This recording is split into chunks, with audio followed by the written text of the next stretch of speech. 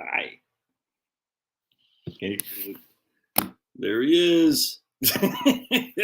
Oh man, how do I love that dog?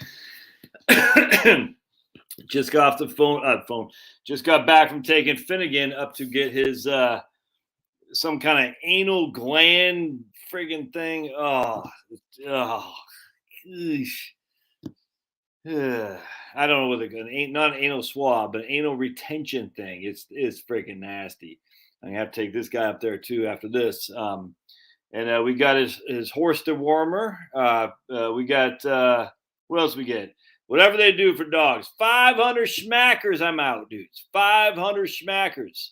That's more than how much it costs to adopt that dog. 500 schmackers. And as I driving him there, he puked all over my back seat, all over the place, and it got into crevices I didn't even know exist in my car. And I'm like, oh, like he puked everything up this morning. And it's like in between like the where you put your seatbelt where you snap it in is puke in there.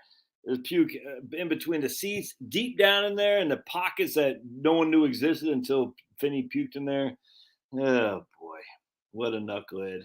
And he needs to lose 5 pounds as well. But he is so cute. Look at that guy. There's that guy, and then there's this guy. Anyway, so it's called Express. I don't get it. Anal gland expression. Okay, you can do yourself. Ugh, really?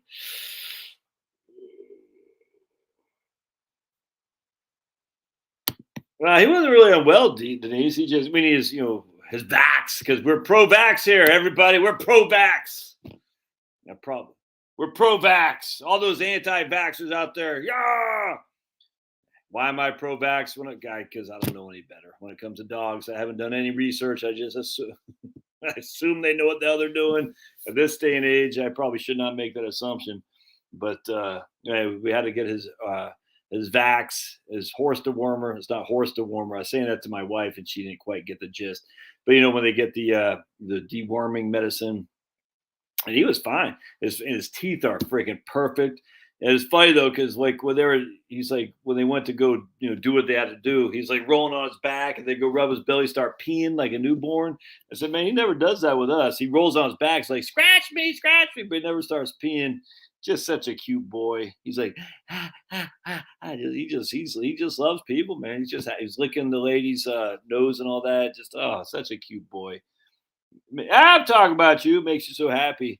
This guy here who's sitting on my lap though, when we go to place, he's like shaking, like, how dare you? And he was very sad when I left him.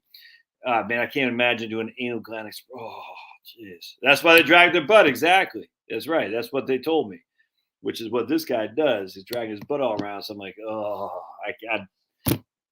don't know how it works, Vaughn, but the idea that I'm going to be giving Pablo an anal butt gland expression.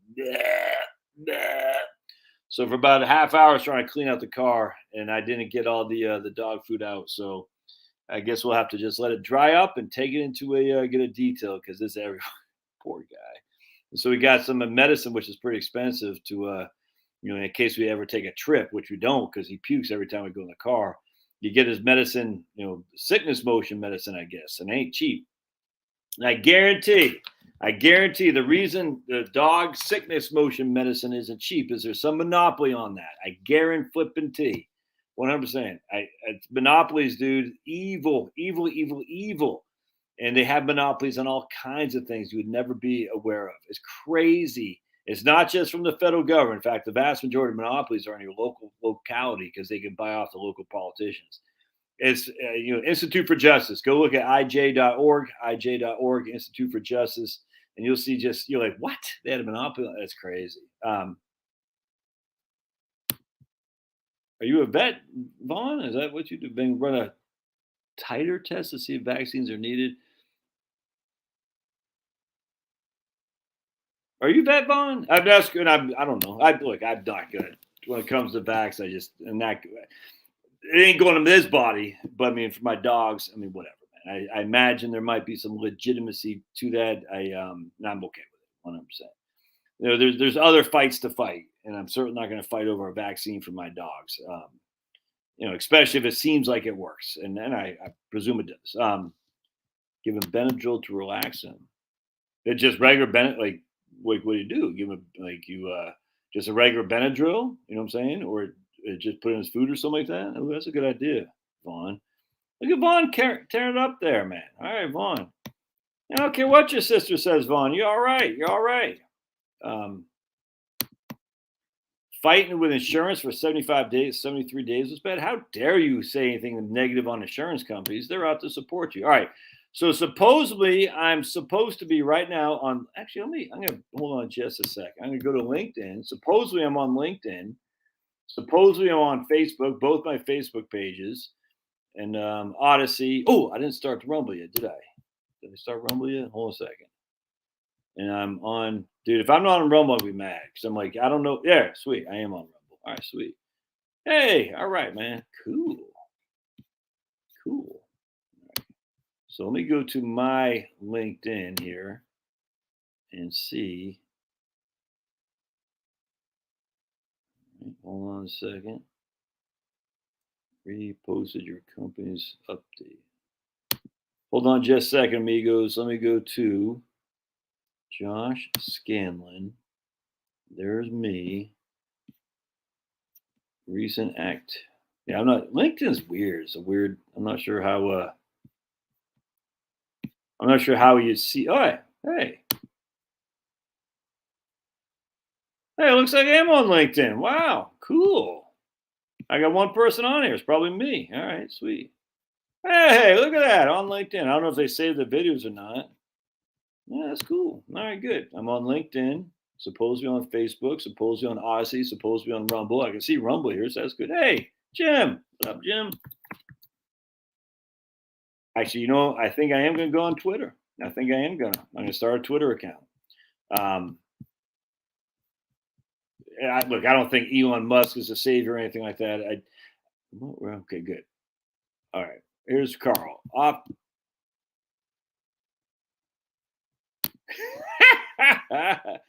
Jeremy, why are you here? You're supposed to be on Rumble, Jeremy. A plate of dark chocolate Coke for the dog? That should work. Oh, cake. Yeah, jeez. Chicken Charlie said he got bit by a Pablo-like dog. It felt like a mosquito bite.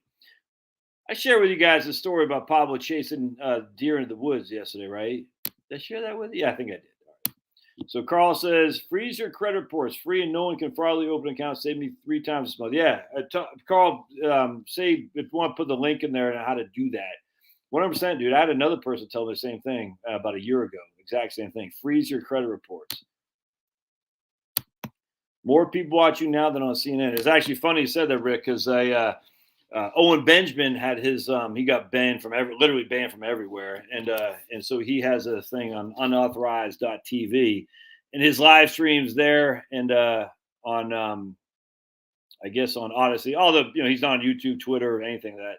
His live streams were literally getting more views than CNN was. That was actually pretty funny. I chuckled, because remember they tried to do that Chris Wallace thing with CNN Plus. And yeah, the dog stories kick ass.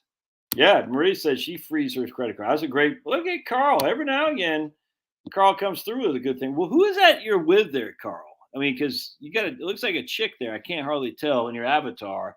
It looks like a chick there. Is that a girlfriend? Because yeah, there's nothing better than dog stories. Dogs just. Did you all see the video I posted earlier today of Finney making the bed? Oh my goodness, how funny was that? All right, so there's Jeremy. All right, cool.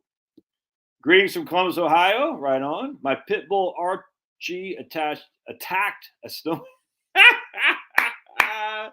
Buckeye 2661 says his pit bull Archie attacked a snowman yesterday. Oh, that is funny. That is funny. Oh, so Vaughn, not vet, but bred and show dog for 30 years. Oh, man, that's fantastic.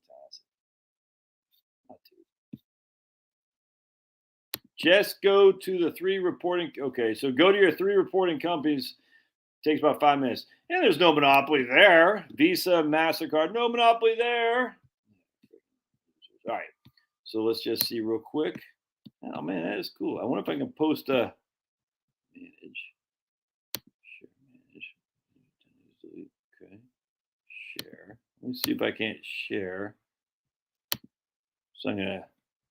Oh, occasions. Yeah, I don't want to do that. LinkedIn is a weird place. I'm not really on that LinkedIn. I would that much. Am I on Odyssey? Let's see. All right, cool. Looks like I'm on Odyssey too. Hey, dude, this freaking crushes, man. Well, anyway, that's the point why I said I was going to go open a Twitter account. I always said I wouldn't, but now, I mean, look, I don't care about Elon Musk, but there are. I see some posts on there that are very interesting to me that I like to follow up. It says, Twitter is better on what I said. I'm not going to open an account, but then I said, well, I just paid. We're on StreamYard right now. What StreamYard does is they take this live stream, they put it on all these various places out there. It costs like $350 a year. I was paying $200 a year, and I could get 3 places. And StreamYard does it for $350. You can do like 8. And I said, well, I might as well take advantage of it. So I might as well just open a Twitter thing and just do have this live stream go there as well. And I thought, why not? You know what I'm saying? But anyway, I was following a couple of people not following, because I'm not on Twitter, but I had seen some posts on Twitter that were pretty interesting. One where Alex Berenson can freaking kiss my behind, mocking some lady who's got the shakes from something, and he's like, "This is fake. This isn't helping." And Dr. Pierre Corey said, "Alex, you freaking scumbag! This is my client. This is my patient. This is my patient. Don't say mean things. You don't know what the hell you're talking about." Alex Berenson, I tell you, I never trusted that guy that much, but he posts some good stuff. I'm not going to lie to you. But a lot of people are pissed at Alex Berenson, and rightly so. But he does post some good stuff. And I'm not on Twitter. I'm just saying. But that came across my feed, because Pierre Corey and all these people like, doesn't this violate HIPAA privileges, Dr. Corey? I just find it funny that now all of a sudden everyone's concerned about HIPAA. I'm like, whoa, okay. So if I go to my restaurant and they say I need to show them my friggin' Vax card, that's not a violation of HIPAA. The whole thing's nuts. Isn't it weird too that Mike Pence was bashing Trump for confidential documents, and all of a sudden out of nowhere Mike Pence has confidential documents, and that's another thing I saw on Twitter that I haven't seen on other things. So it's freaking all these guys are scumbags, dude. Rumble's having issues. Media is not reporting that China and Russian Navy surrounding U.S. coasts, Alaska, Hawaii, East Coast, Biden invading USA Navy. Well, what's the U.S. Navy doing? I mean, literally, what's the U.S. Navy doing? I mean, I'm sorry. This is the whole thing. It's just a clown show. I mean, it's just the whole thing with Ukraine. It still ticks me off. If Russia were to put missiles in Cuba, I don't think we'd take too kindly to that, right? No, we would not. We'd actually do something, wouldn't we? We'd actually say, we're going to start a crisis, and we'd probably name it the Cuban Missile Crisis, because we don't want the Warsaw Pact countries on our border. I think that's what happened. That might what happen if Russia were to engage in putting missiles on our southern neighbor. Yeah, and so when we got to be careful here, because it's got to be blue and gold or blue and yellow, or else you're banned from life. Even though what happened to Zelensky's second in commands, all these guys stealing money, and where's all that money going? So they're going to tax hardworking Americans, so the boys in blue and gold, blue and yellow can get rich.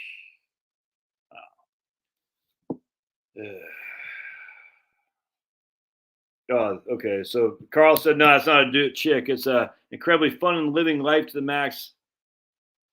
Oh, he didn't say it's a chick. No, I said, is that a chick? No, that's incredibly fun and living life to the max. I met, and I like to remain anonymous on YouTube. I don't get it. So I don't get it. Is that okay? Dude, we're so deep into it. We need to stay out of everything. Everything. Yeah, he's doing it. And then not only that, but now we friggin' badgered Germany to do the same. And if you haven't seen my post, I think I posted on the community. This is why we've got to get on Twitter, because it's easier to post just quick, and I post on my locals channel. But if you haven't seen my post on what the hell we're doing with Germany, it's not. This isn't good. This isn't good. So if we're contracting the monetary supply and we're going to war, not good. Anyway, so let's just. I do want to talk about that a little bit. Oh yeah, war is always the answer for all kinds of failures. Oh, hold on. I'm gonna take you guys with me for something. I want to read you something. This is nuts. All right, come with me in my telekinetic Yeti shirt. Telekinetic Yeti. Oh, Pablo, I'm serious sitting over here now. Oh, Pablo said, Dad, you're not paying enough attention to me. So let's go into my morning reading. This book.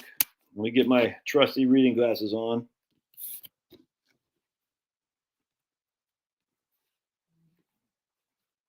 You wonder about my take?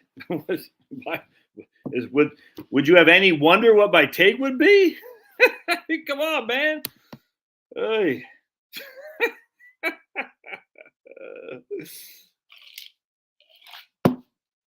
They didn't call me Jenny McCarthy for many years because of my looks. Let's put it that way. You know what I'm saying? So I found this incredible. So I don't like King Solomon. I think he sucks.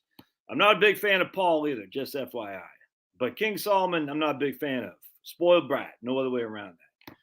All right. So we know we had Saul, and then we had David and Solomon. And Solomon can kiss my big fat behind. Anyway, so it was interesting because I said, man, in Ecclesiastes, Solomon says, I can't find one good woman among thousands, not one, but at least I can find one good man among hundreds, whatever the hell he said. Now, I'm not going to read it here, but it's along those lines, like, there's no good women out there. And so I'm talking with Maddie and her boyfriend. We're watching the football game. And so that bothers me. You know, friggin', I don't find that divinely inspired at all. That Solomon says there's no good women out there. And then Maddie said, this is critical. This, man, my kids kick ass. Chloe did another comedy stand-up last night at UGA. I haven't watched it yet. Can't wait to watch it. This is a girl who 3 years ago was so scared to raise her hand in class, even though she knew the answer, is now doing comedy stand-up among crusty middle-aged men who are also doing comedy stand-up. And she's the only girl doing it. She's only 19, a freshman in college. I said, dude, crushing. So anyway, Maddie said, she goes, well, the reason why is because women have so many, freaking things put on them. Men could basically do whatever the hell they want, but women couldn't. Women had so many restrictions put on them, dudes. So if you have all these restrictions put on you, inherently you're not going to find one good woman because they're violating the restrictions put on them. I said, that's actually a pretty interesting point, where men can go around and freaking have sex and do all kinds of stuff and no one cares. Anyway, so Ecclesiastes, again, stupid Solomon's like, I can't find one good woman. And then he writes this Song of Songs. It's such freaking crap, the Song of Songs. Like, dude, you are such a narcissist. You got some dark-skinned lady who just loves you, supposedly. The only reason she loves you is because you're the king, and you can basically do whatever the hell you want.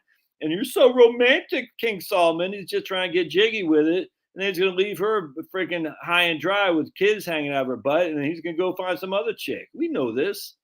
This is the beginning of feminism right there. King Solomon. No, it's actually David is the beginning of feminism. I'm going to send Uriah out to war What did David do to Uriah? Anyone want to take a guess? Who wants to take a guess what David did to Uriah?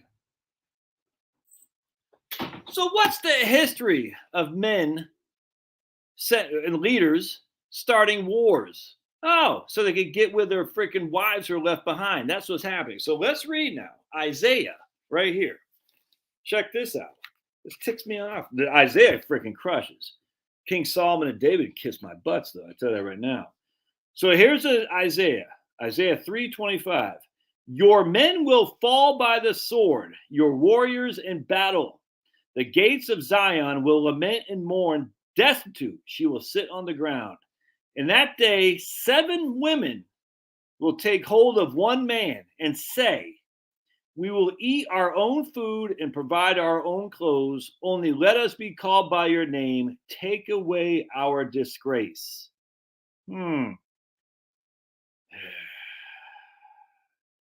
So basically, you're going to send Uriah to die, David, so you can get jiggy with his wife, and she can't say no to you. You're the freaking king, clown. Solomon's got a freaking harem of just all kinds of ladies who'll do whatever he says because he's the king, clown. And all these men are going to be sent to wars to fight and die, Zelensky. And you're going to sit there and, who knows if Zelensky, we don't, who knows what the hell's going on with that guy. But anyway, and so then your men will fall by the sword and they'll die in battle. And then that day, seven women will take hold of one man because there's no other man around to provide them protection. Their husbands were sent to die. They're now freaking widows with children. No one's going to want a widow with children in that day and age. You know what I'm saying? You're not married. You got children. I don't want anything to do with you. They'll say, Solomon, just give us, take us. We'll feed ourselves. We'll clothe ourselves. We just want to be in your harem so you can take away our disgrace from that same guy sending them to war. Yeah, they can all kiss my big fat behind. I hate that crap. You're going to send these guys off to war. That's what they do. And remember that book, I forgot, the Cold Mountain or whatever it was in the South, that stupid Nicole Richmond. What the hell is that Nicole lady? Nicole Kidman, something like that? That tall, I don't know why people think she's a good look. She's not. Nicole Kidman, the Australian chick that was married to Tom Cruise. I think it's Nicole Kidman. Anyway, and so long story short, you have these freaking marauders who are out there. Basically, if you're a guy and you're not fighting, they're gonna essentially kill you and send you to prison. So the marauders are rounding up men to go fight for the freaking rich cavaliers. You know what I'm saying? And it's not about freaking states' rights, or slavery. It's about the rich cavaliers who want to protect their freaking domain. That's all it was. Anyway, so they're going to round you up and say, "Oh, Josh, you're not fighting our stupid war." Well, you will, or else we're going to kill you, and we're going to send you the freaking Anderson bill, whatever it's called. I know that it is. I get it. So don't go down. But anyway, we're going to send you the freaking whatever, Fort Leavenworth. Oh, and what happens next? Oh, your wife has no one to protect her. Oh, and you're a clown, and you're on. You go, hey, Nicole Redmond, Kidman, whatever. Nicole Kidman. Hey, you want protection, don't you? You better take me into your home. Well, I'm not looking for a man because my husband's at war. Exactly. Your husband's going to die at war. I'm the last man standing. Oh, but let's go to war because why not? Why not send men to die in Afghanistan, Vietnam, Iraq, Korea, Japan, Philippines, Italy, freaking all these places, Cuba, Grenada, Cuba, Mexico, freaking Panama, send them off to die to defend America. I ain't defending America for crap. They're killing off young men. That's exactly what they do. All these wars are nothing more to kill off young men. So it's freaking despicable. And the good book right here, Isaiah says it right there. You're going to want to be, polygamy. Yeah, it works great if you're a man. You get all these chicks to choose from. A woman's like, dude, I just want to be in a man's harem because I need protection. And yet, no wonder why Solomon couldn't find one good woman because they're all dude in his harem. The cold kid.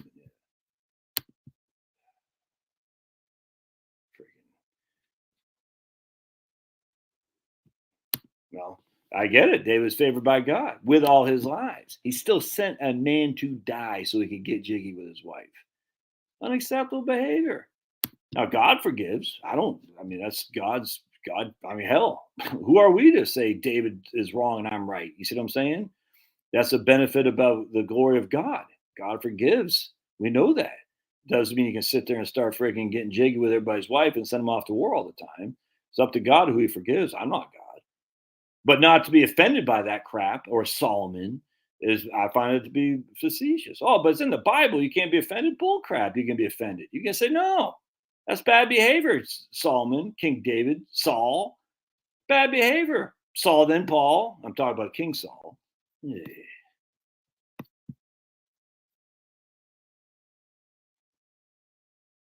Well, you just got here, Denise, man. Yeah, U.S. business is war, 100%, man. Killing is our business, and business is good. Did you hear what Zelensky said? He's thanked Goldman Sachs, BlackRock, and some other clown show for investing in Ukraine because you can make profits in investing in Ukraine. Business is good in Ukraine. The defense, the war machine is a good investment. I find that so offensive. And if you don't go die for Zelensky as Ukrainian, you're going to be put up against the wall, a la Che Guevara style. It's so freaking sickening, man. And yet we're the good guys. Our country, damn right, is the good guys. There's no good guys that are on the top of this. It's all evil. It's all corrupt. I can't believe it. It's like, dude, and people like, thank you for your service. Like, dude, if I knew what I knew now, I would never join up the military ever. You know what I'm saying? Because it's run by corrupt, evil people who have no issue at all sending young men to die. And men, 7 women died in Vietnam. I'm not saying women, it's men. They always sent the young men off to leave a unstable society, a single woman with children, most likely, who just need help at all costs. It's a freaking sickening, disgusting regime. You can't have a war regime, and that's what we are. We're a war regime. That's where the money's made. Oh, you hate America? No, I love America, 100%. Whoever the hell is running the show ain't America, though. That's evil. I wonder if it's actually all out of Switzerland. I started thinking about this the other day because I think Davos is in Switzerland, right? I think, yeah, 100%. Solomon, right there, dude. King Solomon became so unrighteous he wasn't looking in the right place for a good woman. Hang out the bars too much.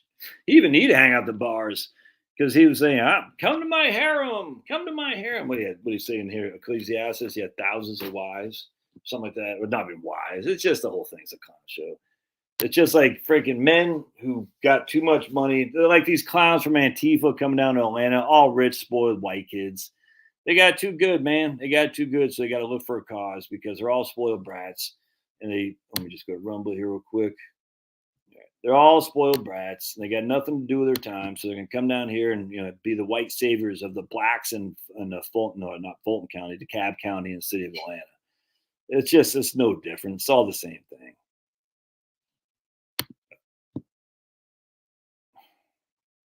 It's freaking. I cannot get over this. Anyway, the point being is, if memory serves, Davos is in Switzerland, and Switzerland has been neutral for all these years. So I started putting two and two together. A lot of people say, "Oh, Israel," or a lot of people say, "Oh, the Rothschilds or the Rockefellers." And I don't like Rothschilds or Rockefellers. I don't really care that much about Israel, pro or con. I'm just whatever. But I don't think the head is coming out of Israel, Tel Aviv. I think Israel is secondary, 100%, and I think the head of the structure of power is in Switzerland. That's why I've been neutral for all these years. That's why we're having. Oh boy, Marie, you saying I'm fired up again? I am fired. I actually had a great night's sleep last night. I had 1 cup of coffee. Yes, man. 1 cup of calf and 2 cups of decaf. I feel great. I went to bed early last night. Had a great night's sleep. Woke up just crushing. Have to turn. Why it's not depressing? No, they can't let this be depressed, dude. No. I mean, turn off the news, 100%. No reason to be depressed because we have an end. Our ends with that guy. And let's say prayers.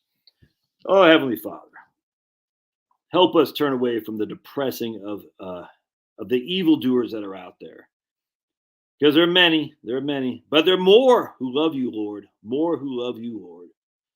Who are living their lives according the best we can to your law, which will never be perfect. And because of your grace, you grant us that. But because of your grace isn't an excuse for us to engage in immoral, poor behavior.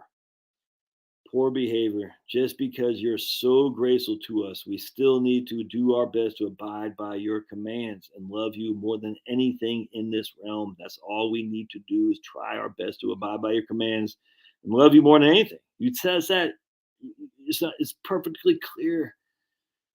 Perfectly clear. But we make mistakes and we just seek your forgiveness and we seek your guidance in all we do. And may we always be optimistic. At the end, you will win and you reign supreme. We pray in Jesus' name, amen. And don't be depressed. Dude. So much to be optimistic about. So much. You know what I'm saying? My daughter, 22 years old, just made a great point. She goes, no wonder why Solomon couldn't find a good woman, because a good woman would not be in his harem. Inherently, if you're in his harem, you're not a good woman. But they had to be in his harem because he's the king. You see what I'm saying? Yeah, look at that. My man Ed said, I think that's where the head of the snake is. So a lot of people would want to push this. Oh, it's the Jews, or it's the Muslims, or it's the Vatican. I think it's Switzerland, dude. I think it's Switzerland. I'm not saying all the other Israel or friggin' the Vatican or the whatever Iran are good. I'm just saying at the end of the day, I think it's all Switzerland. Isn't that interesting? Switzerland, neutral for all these years because they're so far up here. We're fighting amongst each other and they're just raking it in. Centuries and centuries. They're probably just vampires. Literally, they're probably vampires up there, like Stephen King's from Salem's Lot, just ready, just ready to pounce. They're like Zelensky, Putin, we don't care. We control everything. You know what I'm saying? Feed the war machine.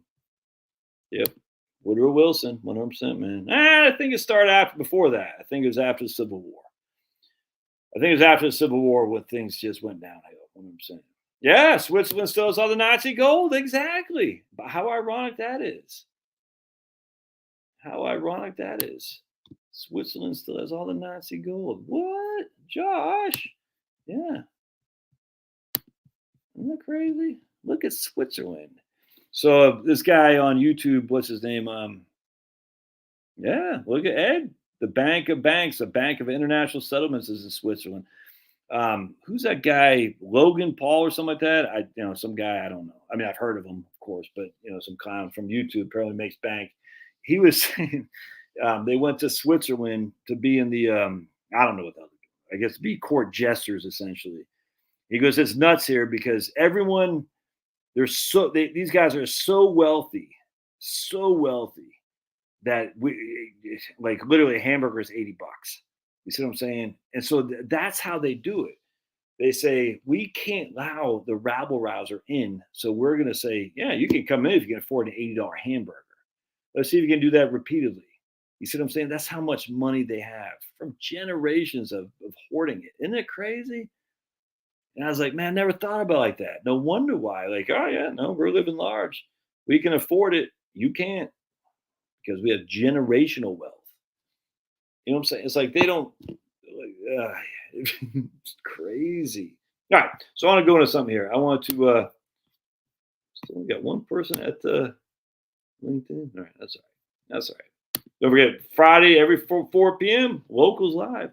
I wanted to go into right here. All right. This bothered me. Bothered me.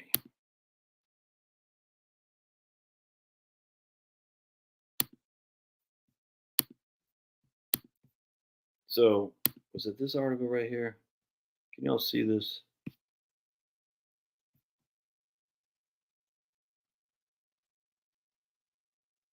All right, no, it wasn't this. I think it was this one. Hold on a second. Let me bring up this one instead.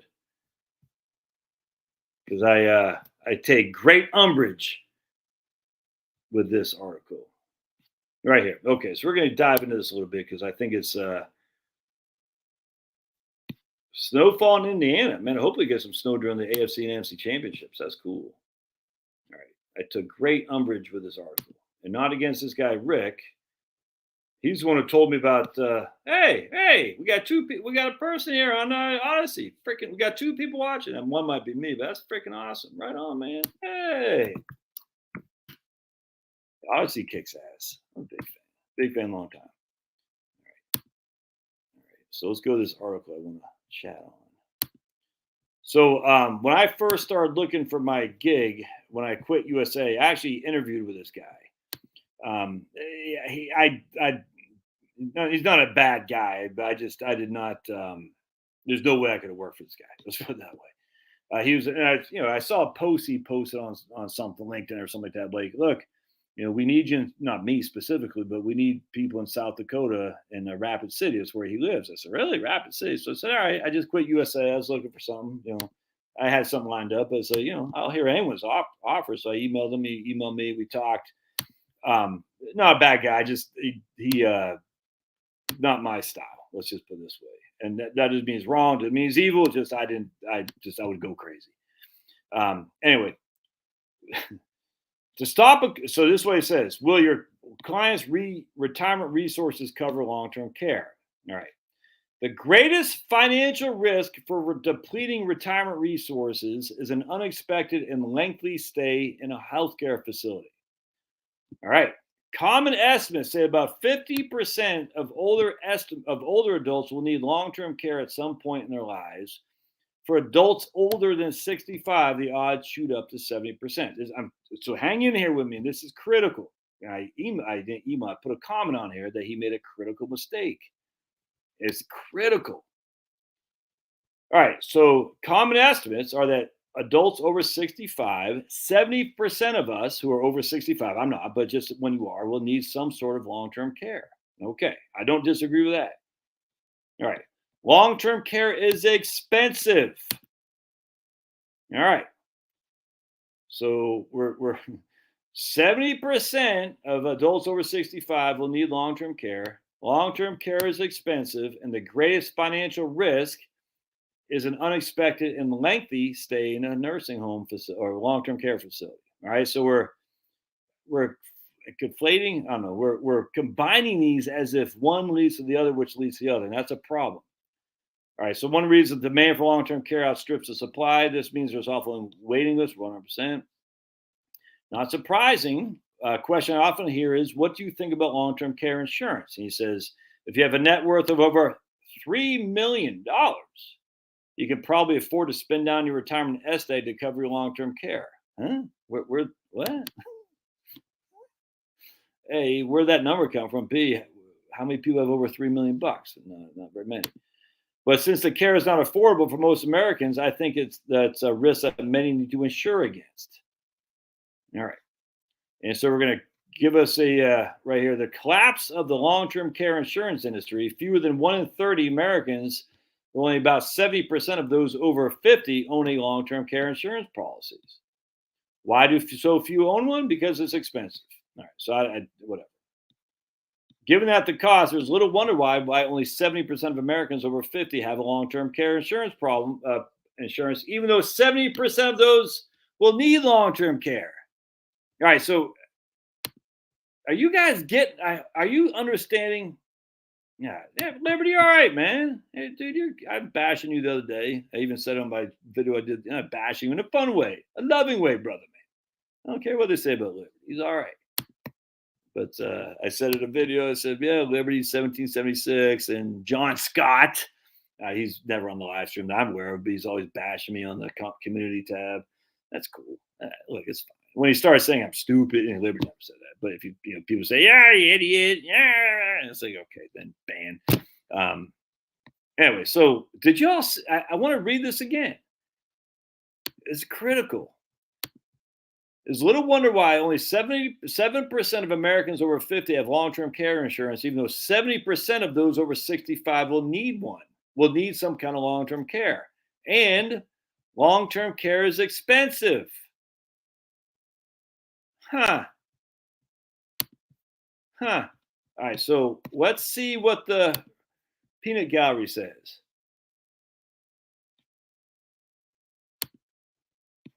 The peanut gallery would say that's implying that because I will need a long-term care, I can have an expensive need of a long-term care. So our logic is, let me get my trusty thing out here, is faulty logic.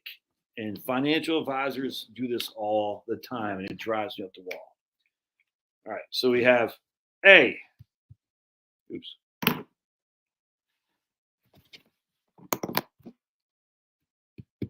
Long-term care is expensive. All right. So A, long-term care is expensive. B, 70% will need long-term care. All right. So logically, C would say 70% will pay expensive for something expensive. Hope this makes sense. Nah, I know you never. Not you, man. Not you. I know. That's cool. I probably badmouth you more than you badmouth me. Long-term care is expensive. A, that's one declaration. B, 70% will need long-term care. C, thus 70% will pay expensive. It'll be expensive for 70%. The problem with that reasoning is there's no evidence to back that up. The evidence is there's no evidence to say A plus B equals C. We don't have that in real world scenarios. We don't. In the real world. Because the vast majority of people who need long-term care, long-term services and support, LTSS, don't pay anywhere near 6 figures out of pocket. Nowhere close. Nowhere close. So yes, long-term care in a facility, a long, dragged-out assisted living nursing home facility is expensive. But long-term care is not that only. Long-term care is having someone do some shopping for you. Long-term care is having 6 months where you need someone to freaking change your diaper, be your daughter. Long-term care is having someone, fix food for you. 70% of people will have some sort of need for that kind of long-term care. 70% of the people are not going to pay expensive needs for the services for that long-term care. There's no evidence at all. It's completely fabrication to say long-term care is expensive. In long-term care, you need long-term care. Thus, you're going to pay a significant expense for long-term care. That's if you go into a nursing home with a significant cost. The vast majority of people don't do that. There are long-term care, which are short-term and temporary. I hate conflating. I don't know if that's the right word. I hate that because it makes everyone say, oh my goodness, I have no fees or I have huge fees. 30% have no long-term care needs at all. Thus, they have no expenses for it. 70% have long-term care needs. Then we're going to say long-term care is expensive. Thus, that 70% will pay for an expensive thing. It's simply not true. It's not true. Lots of people don't have long-term care. It's called LTSS, long-term services support, and they don't pay hardly anything. And if you don't believe me, then you need to buy my book. But you can read now. Let's see the comment I share with them because I gave them lots of. I haven't looked at the comments on this yet, but I gave lots of comments on this, lots of resources on this. I mean, it's just so many. I just want to see before I open it up. All right, so I'm going to share with you my comment. This bothers me to know. I don't know why it bothers me so, but it really does because I think it's keeping people from living their best life.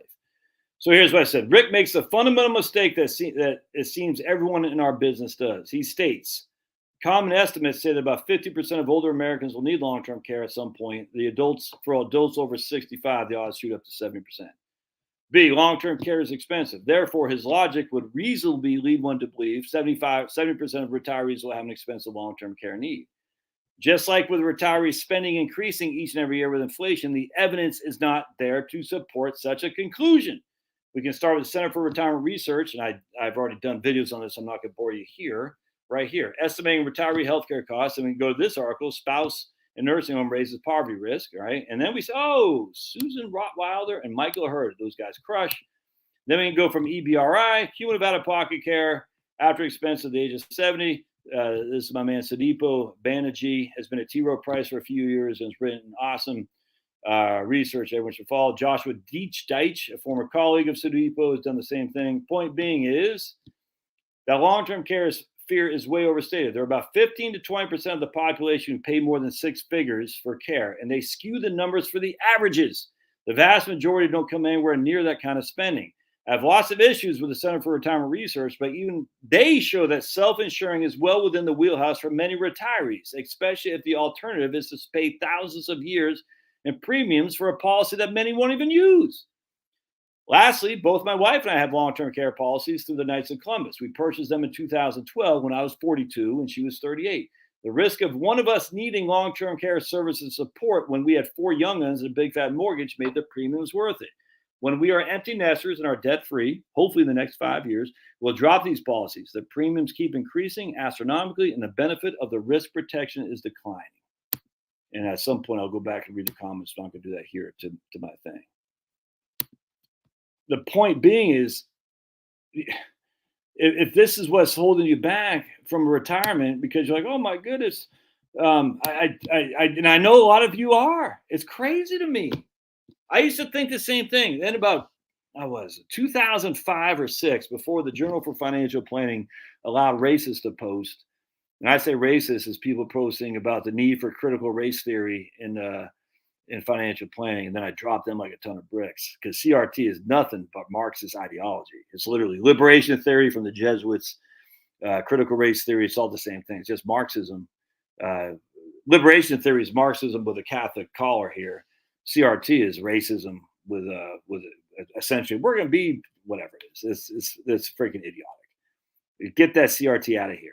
You know what I'm saying? It's freaking racist. It's horrible. And racists should not be allowed to be posting in major trade journals for financial planning, for which I'm part of.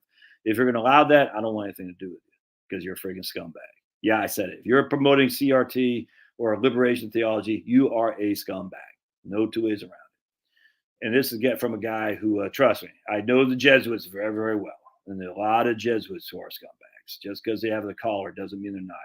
They're Marxists in hiding. Did you hear what Pope Benedict in his book? I haven't read it. I just saw an excerpt of it.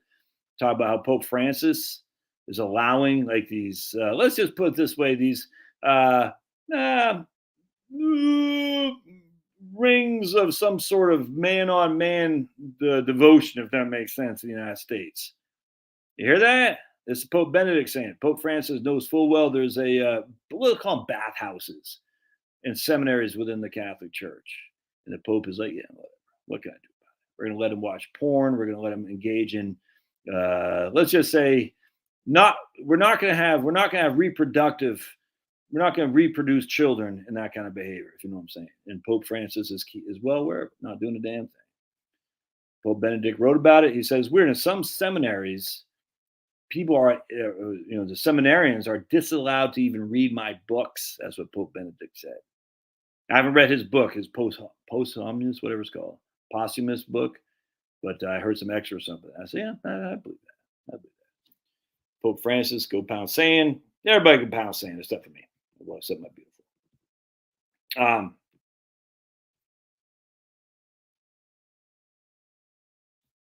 All right, so what was I saying there? So the point being is all these guys are like, oh my goodness, I can't retire because I'm going to need this long-term care. And you're like, dude,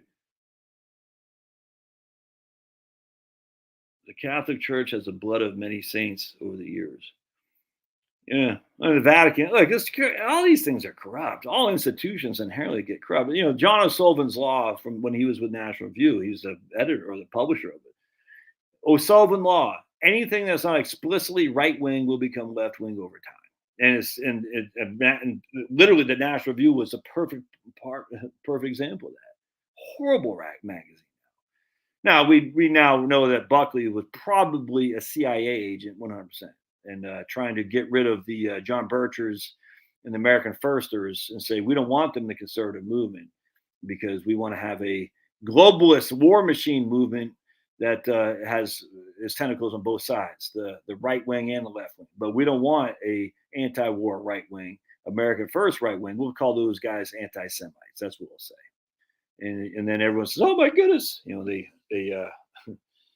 banned Owen Benjamin for having something to say about some certain religion, but then O.J. Simpson is well in his rights to be on these various platforms for which Owen Benjamin was banned for just stating words. O.J. Simpson, weird. Yeah, right on, man. That's good stuff, David.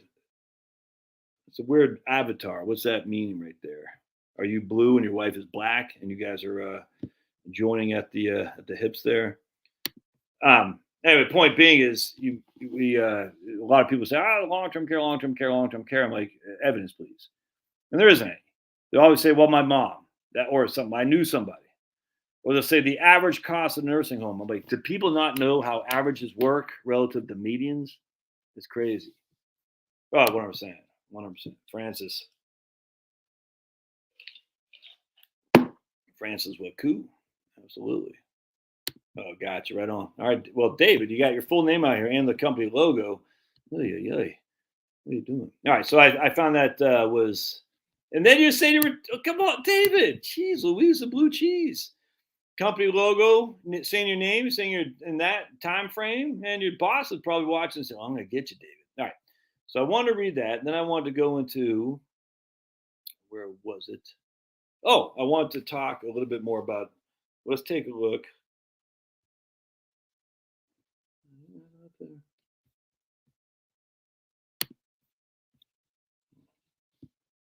Interesting.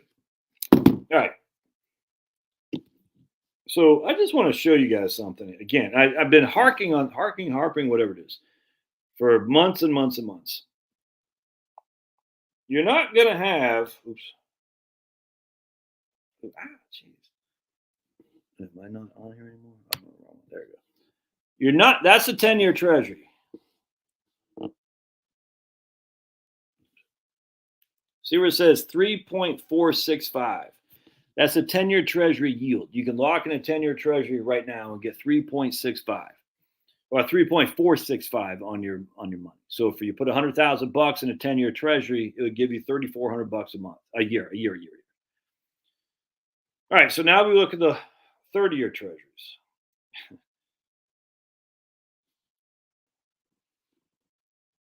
3.623. You lock in a 30-year treasury, you're getting $3,623 each and every year for the rest of your life. You're going to tell me, my friends, that's a sign of mass inflation continuing. No, you're not going to tell me that, right? Because that'd be silly to say that. Because if we look at when we thought there was mass inflation, how far back does this go? When we go over here, so if we go back to here. Yeah. Well, what I'm saying, man. Large groups such as governments, churches will tend to be corrupt. God's word has many examples. Oh, I completely agree. 100%. Any large group will eventually become corrupted beyond capacity. It's just the nature of the beast, man. Yeah, so look at Marie. 1-year CD, 4.65. So let's go to the history of the 10-year treasury. 54-year chart according to macro trends.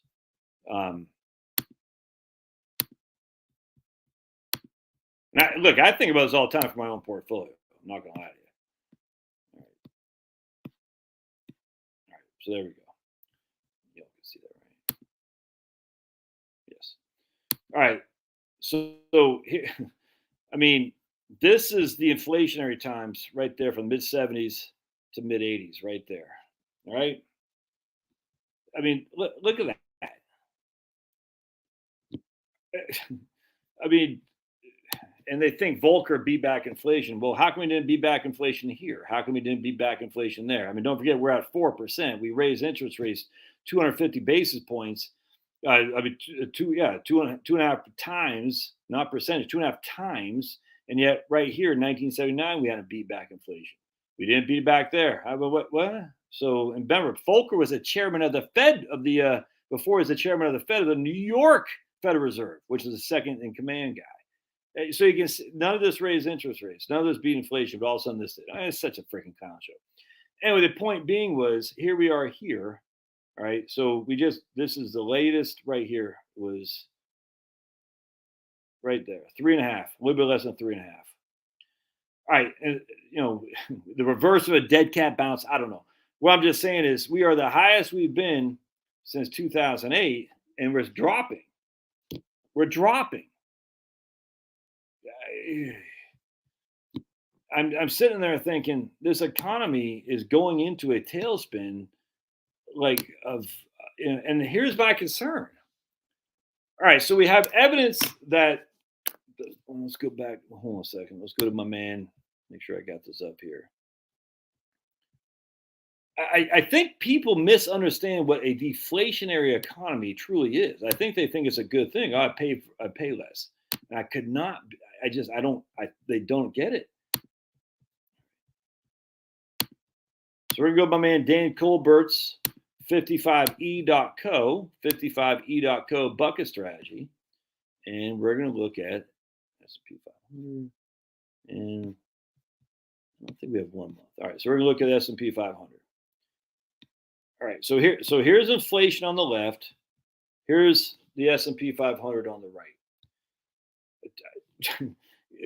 I cannot believe how many people almost minimize how bad it was in 2008. The S&P 500 was down 37%, my friends.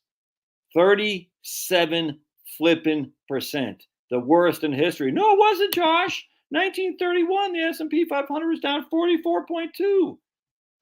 That's 9% deflation, fools. 37% with a, I don't know, we can come down here and we can see in 2008 with a 3.8% inflation. Essentially, that's a 41% decline. We literally were, the 2008 was the worst market in history. People don't get it. Now, 1930, 1931, and 1932, well, right here, these 4 years were the worst markets in 4 consecutive years.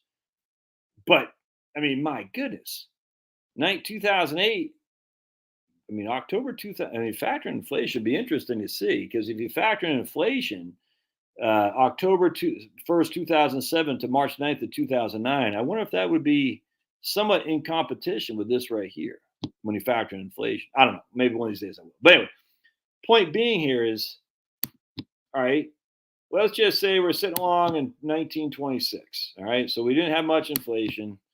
We're freaking making bank. Then 1927, we had a little bit of deflation, making bank. Then boom, the bottom falls. Why does the bottom fall out? Because there are no more profits to be made, dudes. Remember, stocks are based on earnings growth. If things are going into a tailspin because of recession, that inherently means earnings growth are slowing down.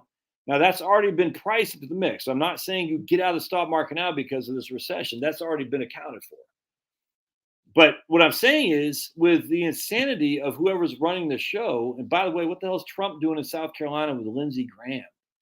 If you ever need a reason not to vote for Trump, other than, you know what, hanging out with Lindsey Graham and Nikki Haley, what the hell are you doing, Trump? I couldn't believe it. Even Steve Bannon's like, dude, what are you doing? You can't be hanging out with Lindsey Graham, you freaking fool. What are you doing, Trump? All those South Carolina Republicans are corrupt as the day is long. Don't be messing around with those guys. I mean, there's a couple ones, certainly not in the governor or the freaking 2 senators or the hell most of the Congress people. But Mike, what are you doing, Trump? Is this dude just tone deaf? I think he is. I think he's tone deaf now. I'm not a big fan of Trump anymore. I'll tell you that right now. I'm starting to dig DeSantis more and more because he's taking it to him. I'll tell you that right now. So I'm not on the Trump train right now. If Jill's on here, she's going to hate me for saying that. But I know a lot of right wingers still are. Not me. You're hanging out with Lindsey Graham, you're up to no good. What are you going to do? Hang out with freaking Eye Patch McCain next, Trump? I want to hear a mea culpa about, you know what? Until I hear that 100%. And I was talking to my wife about this the other day because she's big on DeSantis, and she didn't like Trumpster. Yeah, she liked him. I mean, but she didn't like him relative to DeSantis. And my wife, she's big on Nikki Haley, and she knows, like, she'll never look.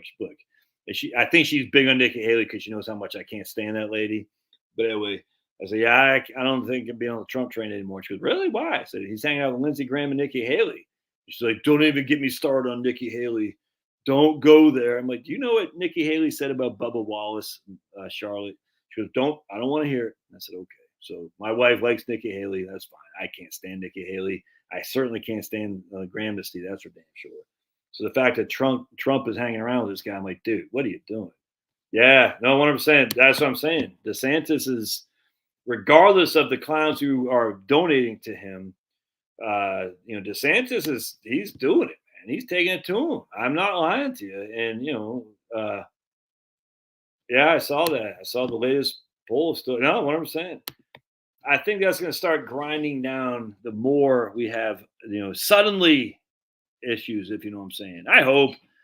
I think DeSantis has lots of issues.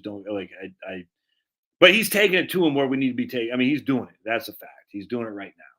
And I like that. He's doing it as we sit here today. He's not saying, oh, woe is me. He's like, no, man, I'm taking it to him, which I like very much. You got to take it to him. And will DeSantis be corrupted by, the folks that run the world? Of course.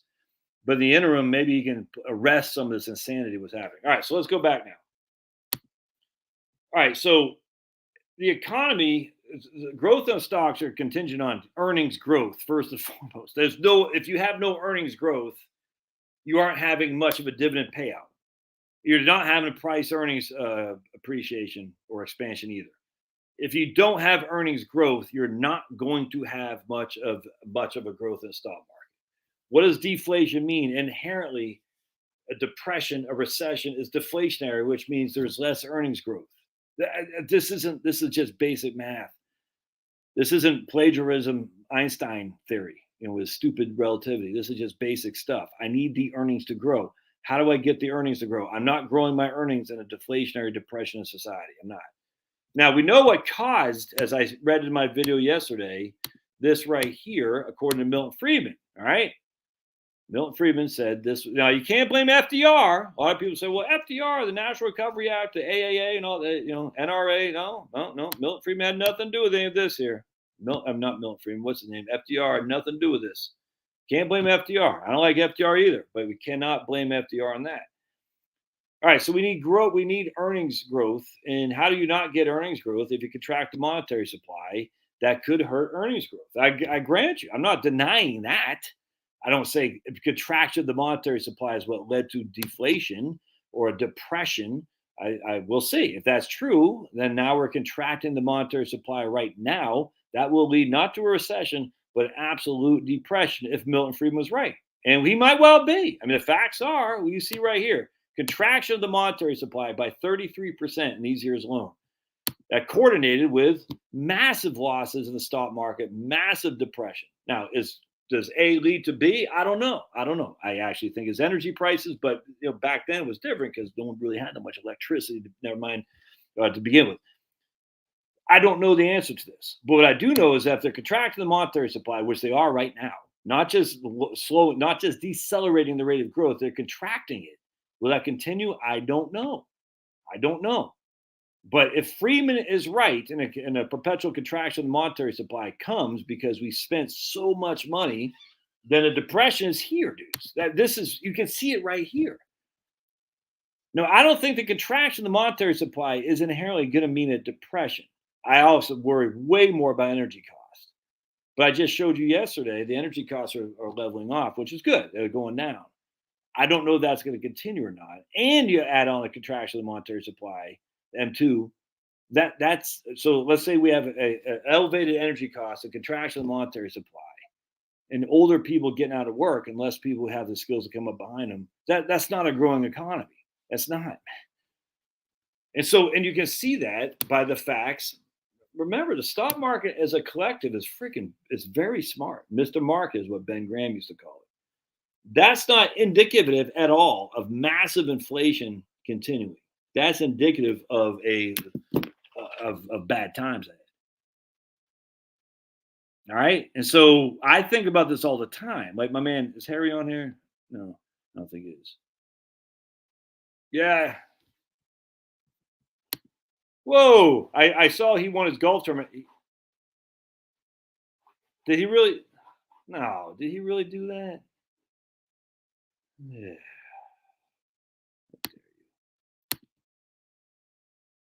Did he really do that? I heard the thing with Diamond and Silk, and I was like, that bothered me too. I saw the thing, Joe. I just saw. I watched the Steve Deace show on Rumble, and I like Steve Deace, and that guy gets it. Anyway, and he was commenting on stupid Joe Scarborough and what's that clown Mika, but he goes, but let's look into this, and they were kind of right. Trump was not, like Steve Deace says, two things I don't want anyone saying at my ceremony is: one, I got other places to be, and two, I hardly even knew him. Yeah. But the problem with these cash accounts. So is Harry on? Harry, where the hell are you? Freaking Harry retires around his grandkids. And now he thinks he doesn't have to hang out with your old buddy Josh. That's just wrong. Anyway, so this is what I think about. I'm 52, man. You know what I'm saying? I mean, how much longer does YouTube pay me? I don't know. But if I could get by on locking in, let's say, 4 to 5% for 5 years, I don't think I'm going to do it. I don't think I'm going to do it because I'm still only 52. And I still believe in dividend growth. But like the video I did earlier today, what Chris Barfield talked about, the guy from the TSP, he's getting now roughly 4% on $2.6 million. Now, I don't have $2.6 million. I don't even have 2.6 freaking wooden nickels to rub together. But if you can get by on locking in, I just think about this. It doesn't mean you should do it. You need to take thoughts on yourself. I just think if you can get a 5% certificate, a 5% annuity, and just hang tight to see how the next 5 years shakes out. And I'm literally thinking about this myself, mind you. Literally, for me, your old buddy Josh. I'm only 52. I'm thinking, man, if I could just lock that in, 5% guaranteed, wake up 5 years from now and see if the contraction happened, and see what happened with the war, see what happened. I just, if you don't need to risk it, why risk it is where I'm going with this. And so Harry, the reason I keep calling Harry is because Harry had he put in 2020, he put everything into a fixed income annuity. And and he's like, oh man, you missed out on the 2020. Yeah, he did.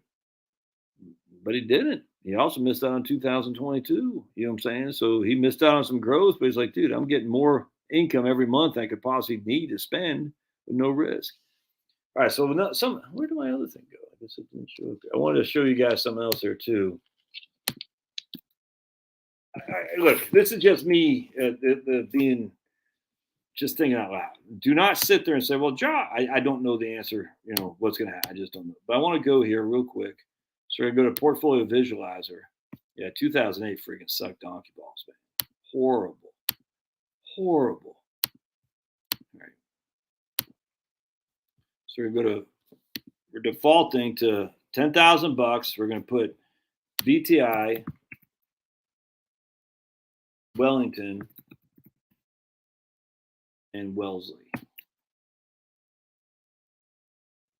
People ask me all the time, like, what do you think about these funds or these? Like, somebody emailed me the other day about JEPI. I said, I don't know the first thing about it. I don't know what it is. I mean, I know Vanguard.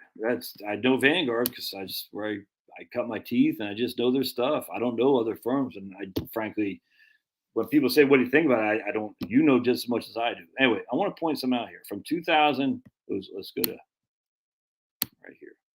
Because I had a discussion with the guy the other day about this exact thing, and it's a tough one, man. So he's like, dude, I'm down from last year. So we had $10,000 at the end of whatever, December 30th. So he's down, what's that, 10% in Wellesley, 15% in Wellington, and 20% in VTI. So for that year's time, he's down, let's say 15%. And that obviously January isn't included here. January would be up a little bit, obviously. So he's like, "Oh, I don't want to accept top." So we're kind of shooting him the idea of just locking some gains. He goes, "Well, I don't have any gains. I don't have any gains." I said, "Actually, you do, man." So let me show what I'm talking about. I said, "You do, even though you're down last year, you still have gains." And you can see, going back to 2020, they're all up. Wellesley's up 7%. Wellington's up 11%, 11.2%. VTI's up 12% since 2020. And the reason that caught my attention is look at my Schwab account. I don't even look at my Schwab accounts very much at all. And it said I was up 21%. And I said, really? I said, oh, yeah, I guess you're right. Going back to basically the same time frame. I said, I guess you're right. And so we're not down, it's your time frame. Now, you did come off, obviously. I mean, we're here. We're up. VTI was up 50% from 2020 to September 2021. No, from January 2020 to December 2021, VTI was up 50%. Wellington was up 30%, and Wellesley was up about 11.5%. Right? Yeah, about 11.5%. So, I mean, you're off that, but you're still up, and pretty significantly too. Now, if we just we'll just go to 2013. I'm just using that for example. We're still way up. Maybe like 10 years. I mean, Wellesley, or since 2013, is up 70%. Wellington is up 122%, and VTI is up 301%. That's a tripling of your money. That's not a that's not you're not down. And so for me, I'm at the conundrum because I'm close enough to the retirement where I can feel it, but I'm far enough where I still believe in dividend growth, if that makes sense. And I still think the bonds are going to outperform. So I'm like, and everything I have is pretty much in Wellington, which has bonds, dividend growth stocks, and it's in a Vanguard dividend growth fund as well. I'm sitting there thinking, man, maybe I should just lock in half my money in a 5% certificate or 4.5. I don't care what it is. Just in case the deflationary time comes, I have that money that will never go down in value. And now we have FDIC. We don't have to worry about a bank running all that stuff. It's something I think about. Like Jeremy's on here. He's like 32 or something like that. So no, I don't think he should. But by having that a sizable chunk of your portfolio in some kind of guarantee positioning, be a CD, an annuity, an income annuity, I just think if you just look at history, and during the only deflationary time we've ever had, other than before the Fed was created, bonds did well, fixed income did well, stocks did poorly. Now we can make the argument in the latter part of the 1800s when there's deflation, stocks did well then too, or did well. But there wasn't enough of a market. That's a silly argument to make, in my opinion, simply because very few people own stocks. The vast majority is corrupted as all can be, the railroads and all that, and teapot syndrome, whatever the hell that was, scandal. I mean, just looking at this, you're like, you can't really use that data set to be reflective of the markets of today. Anyway, and so the sleep better at night portfolio would say lock in some money into a CD, like Marie said. I think she just said, who said that? You still got CDs at 4. I can't remember what she said. Someone said something about certificates. I forgot. But yeah, I agree, Jeff. I completely agree, man. I don't like the personality of DeSantis. Seems like my only thing with DeSantis is that Rush knew DeSantis personally before DeSantis was governor, and maybe DeSantis was sweating Rush Limbaugh. I have a feeling that Rush Limbaugh would be able to see who's kissing his butt and who's not. You know what I'm saying? And Rush was very big on DeSantis well before he was governor. He was big on DeSantis and Paxton, whatever his name is, in Texas. And Rush was a pretty good judge of the character and a pretty good judge. He's kind of Trumpish. I think Trump not judge of character. I think Trump can see where the ball is going. Generally speaking, I don't think he's seen that anymore. I just think I think he's reading his old headlines now of he's such a brilliant guy. I was holding AT&T for their dividend this morning for a nice profit on gain. Okay. How about 400,000 lock? Yes, that's what I'm saying, dude. It'd be tough to beat that. I mean, look, I don't know, Rick. That's kind of my thinking exactly. I don't have that kind of scratch, but my thinking exactly is like take 40%, just lock it in a fixed. You know what I'm saying? And then the rest of the S&P 500. But my thing is, though, I still think the bonds have a lot of room to grow. I do. And if you just look, that's my counter to the fixed income thing. Literally, fixed income means it's literally fixed. Is if you look historically at the bond market after a bad year, it just takes off like a friggin' fake NASA astronaut flying. You know what I'm saying? It's crazy. And you're just like, so if you're locking in your money, inherently you're not going to get the potential, the rocket ship that has happened with bonds over the last any time a market decline. Look, I think about this, but then you're like, well, just because it has before, depression. But the thing is, and don't forget, bonds are only as good as the bond paying ability of the creditor. So government bonds would be preferable, frankly, because they can print their own damn money. But you don't want corporate bonds because if earnings growth stops, the whole thing, man. I mean, just we don't want We definitely don't want junk bonds. We definitely don't even want highly rated corporate bonds, because if the earnings growth goes in the red, like what could be concern of mine, if Friedman was right and we continue down this thing of a contraction of the monetary supply, and it's Free to Choose by Milton, and it was actually, I don't think Rose written the book with the old Milt. I think it was Anna Schwartz initially, but I can't remember. I just forgot. I think it's Anna Schwartz. But Rose crushed. I love Milton Friedman. I'm not anti Milton Friedman at all. I just think with it to say depression, monetary contraction, and then depression, thus monetary contraction leads to depression. It's the same kind of sayings.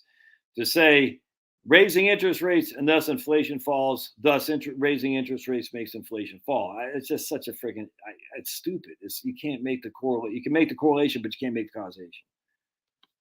Rocket ship, what percentage of the fake NASA rocket ships, Marie? Is that what you're saying? Been holding ET. Is that exchange transfer? Is that energy transfer? Yeah, someone told me about energy transfer a while ago. I haven't looked at that for a long time, man. I'm not buying any. ET. ET phone home. ET. Yeah, energy transfer. Yep, still paying 8.11. But I think I heard about it. If memory serves, I think energy transfer was like way down here. It was paying like freaking 15 and 14 or something like that. Rocket ships to the moon. Vanguard EDV extra long. Ooh, let's take a look at that. EDV. Really? I didn't know Vanguard had a. Let's take a gander. That's interesting, Jeff. Bond rocket ship percent. It's tough one, Marie. It's tough one. I just think, as I've said for a year now, I would downshift. You know what I'm saying? So if you're normally 100% stocks like I was, I downshifted to Wellington. If you're in Wellington, you downshift into Wellesley. And if you're in Wellesley, you downshift into CDs. I think that makes sense to me. Downshift. So my question now is, do I downshift again? That's what and I think about this all the time. And I just did a video of the best investment strategies. Don't even think about this stuff. Don't even think about this stuff. But, that's over a 30-year time frame where you're contributing. And I'm thinking, I get it. It works great, 100%. But, the facts are the Great Depression happened. 2008 happened. And, 2008, significant amounts of people lost their income, i.e. they got laid off. Their houses were underwater. And their portfolios were down over 50%. So if you were able to survive that, it's a survivor's bias, if there ever was one. Like this guy I was talking about today with Chris Barfield, he was working a government job. He wasn't getting laid off. He still has salary, still plugging away. And that's not to be like, oh, government employees. No, anyone could be a government employee. Not me, because I'm a white guy. They don't want white guys in there anymore. I'm just triggered. I'm triggered. Anyway, the point being was, but if you survived that, you're loving life. I didn't look at my TSP accounts. I didn't look at my investment accounts. I just kept plugging. That's great. But in the meantime, those of us who were in a world that hurt financially because our job was getting cut, our house was upside down in market value relative to debt, and our portfolio was down 57%. It's awful hard to not take a peek and say, how am I going to put food on the table? You see what I'm saying? I completely disagree because I'm self-employed. All right. So for me, the big albatross I have in my head is, well, paying $500 to get that guy's various vaccines. Yeah. It's his house and it's still got my kids. You see what I'm saying? But the albatross is the debt. Once the debt's laid out and the kids are out, we'll live cheap. I mean, it's not that big of a deal.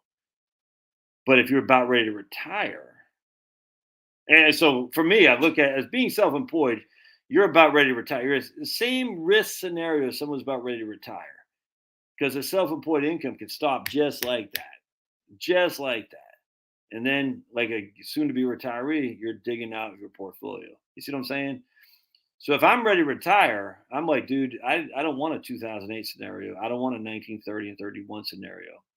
I'm going to lock these puppies in. Like someone emailed me the other day. I forgot who it was. He said, yeah, better be down from inflation than down from inflation and $200,000 on his portfolio. I could not agree more. If you're still,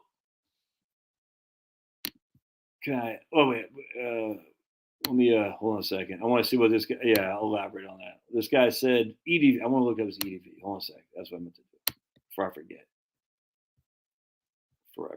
EDV. Let's take a gander. Wait, did you say EDV? EDV, Vanguard EDV. Is that an ETF? I don't see it. Oh, ooh, yeah, it is. You're right. All right, sweet. Oh, let's take a gander. Ooh, ooh, this might be Treasury. We want to see that as government bonds. Oh man, I might have to partake in some of that. Extended duration Treasury. So duration just is what that means is the risk for every 1% increase in interest rates, how much will it go down the price per share? And it's the same way for every 1% drop in interest rates, how much will it go up price per share? Treasury means it's government bonds. Who said that? Jeff? Jeff? Yeah, Jeff. Man, I got some people in here that just freaking kick ass. The rest of you guys don't, but Jeff does. Just long government. Look at that. You get 3. Jeff, you might have made my day. If I was a drinking man, I'd buy a Guinness. You're getting 3.8% as a 30-day SEC yield. So far, I guess that's year to date. Look at that. It's already up 10%.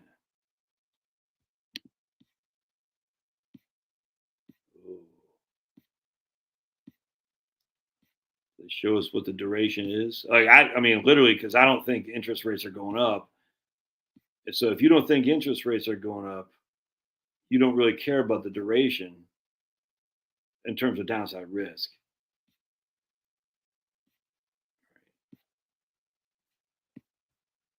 Right there, 24 years. So that what that means is for every 1% increase in interest rates, the portfolio would drop by 24%. For every 1% decrease in interest rates, the portfolio would go up by 24%. All right, so let's take a look on this relative to portfolio visualizer. I want that. That's that. Ooh, I like that a lot, man. I might have to partake in some EDV. Ooh, that looks very interesting to me. All right, so this goes back to 2007. Yeah, I got skunked right there. Ooh, I like that. So it didn't do much. I mean, literally not much. I'm not going to say not much. I mean, it was up to right here. It took 12 years to double the money. So that'd give you about a 5% rate of return, roughly, if we do the rule by 72. Yeah, I think it'd be about 5% a year, something like that, maybe a little bit more. And then it got crunched here. And then it just got destroyed. 22,000 down to, it's down 50%, dude. Off its, oh, are you kidding me? It's down 50 flipping percent off its high.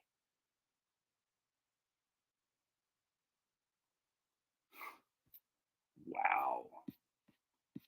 Wow. I like that. Damn, look at that. Y'all seeing that, right? Am I sharing this? Ooh.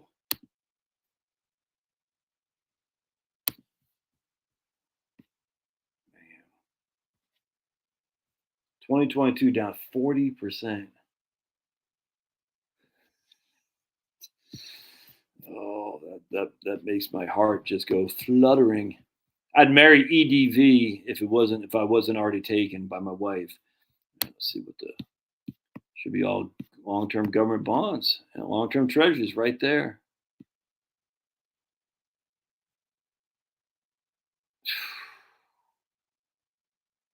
Dude, Oh man, I might put a trade in. I might sell half of my freaking Wellington and buy that sucker. That man, I tell you what. Now that could be a bad bet, and the reason, and it's not a bet. I'd actually consider this an investment. The reason for this, 1 second, is because I could be wrong. I could be wrong. The rates could go up. All right, so the rates could go back up, and we're down. I just don't see it, man.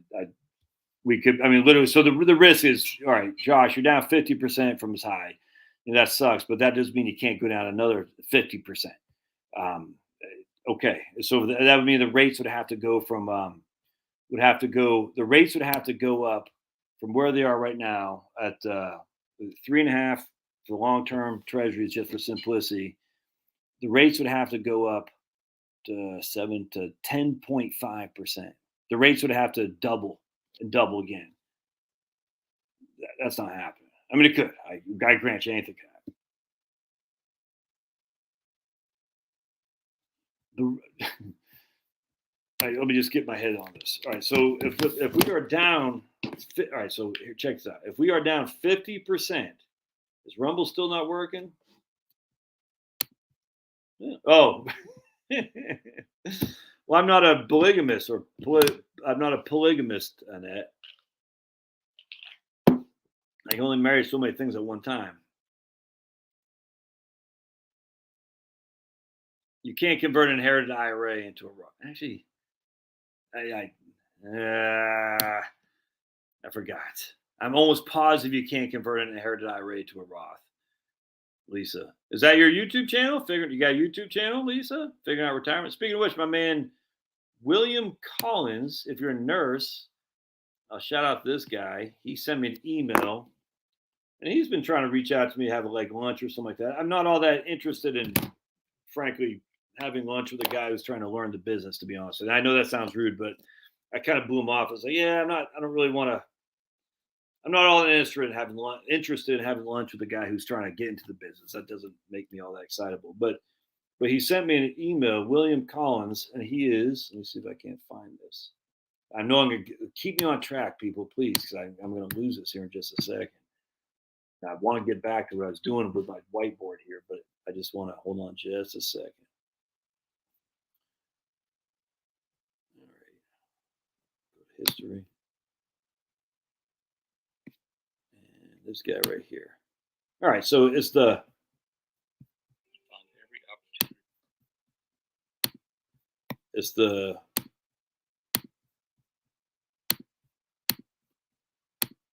Nurse's Guide to Retirement, the Nurse Financial Advisor. William Collins, I think is his name. What's his name again? Right there. Collins Financial Man. William Collins, there you go.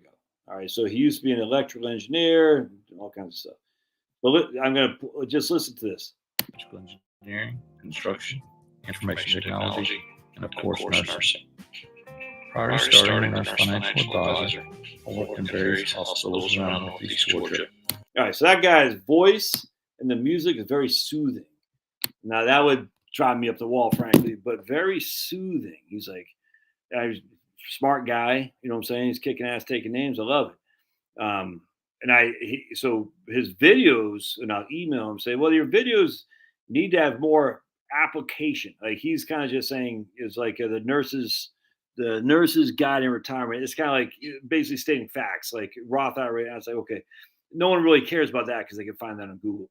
But what you should do is you should use that voice of calming with that low, but you got to turn the music off a little bit, not off, but lower in the background so people can hear your voice and not be conflicting with the music.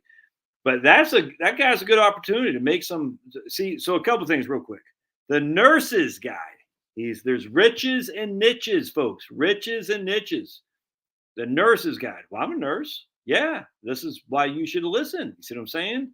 On top of that, his composure is a hell of a lot different than mine. I'm all over the place. You know what I'm saying? And I don't even know what I say half the time because I'm like, nah! He's very deliberate, easy to listen to, easy on the ears. That would drive me insane. But then I follow my man John at Jon Levi. What's his name? 1 second. And he's got a voice like that too. And it's like with music in the background. Oh, and John is a conspiracy theorist like I am. And I say that with all love because if you don't believe in the established narrative, inherently you're a conspiracy theorist. But Jon space Levi, that guy kicks ass too. All right. Anyway, I don't know why I said that. But anyway, right here. So the Nurse's Guide to Retirement from what's the guy's name again? The YouTube, the Nurse Financial Advisor. Good marketing strategy. But you can't just go on YouTube. Well, you can, but you shouldn't just go on YouTube and say, Roth IRA, traditional. You got to give people something to chomp into. All right. Anyway, so I just wanted to, all right. So there's Lisa. That's what I'm saying. So that's what brought me up on that. Did Lisa from the Figuring Out Retirement, did she ever email back? Guess not. Or do the thing back.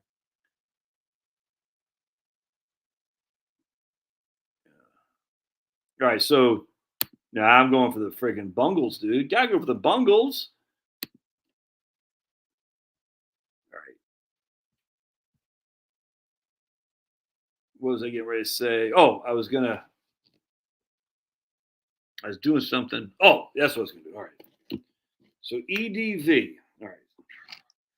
So EDV over the last 2 years went down 50%. Right? Went down 50% over the last 2 years. Has a duration, we're just going to say 25 because that's a nice, easy round number. 25 is a duration. Again, the duration means for every 1% increase in interest rates, the price of the fund goes down by 25%. Right? Every 1% decrease in the interest rates, the price of the fund goes up by 25%. Everybody following that so far? All right. So now we're going to go look, and we're going to get my glasses on, and we're going to look at the long bond. And the long bond from, I think this is right there, from July 2020. Okay, cool, good. So let's go back. So July 2020. Yeah, right. Oh, perfect. Yeah, right there. Sweet. Is at 1.3. Oh, yeah, this is good. Man, you stink, Pablo. Woo, that smells. All right, so July 2020 is actually even, we'll just say 1.25. That was the interest rates, 1.25 on the 30-year Treasury bond, 1.25 in July 2020. Now the interest rates are 3.68. 3.61. So, I mean, literally, you can see rates went up by 2%. It fell by 50%. Look at that. Now, don't forget there is some interest that you're getting all that, but that works almost perfectly. It went from the rates were at 1.25, they're at 3. I mean, it depends on what day I get it, but still, at the end of the day, you get it. Look at that. Worked like a charm. So for every 1% increase in interest rates, this EDV fell by 25%. We essentially had a 2% increase in interest rates, and EDV fell by 50%. Interestingly enough, so far this year, this fund is up 10%. Right? What have interest rates done? They've dropped.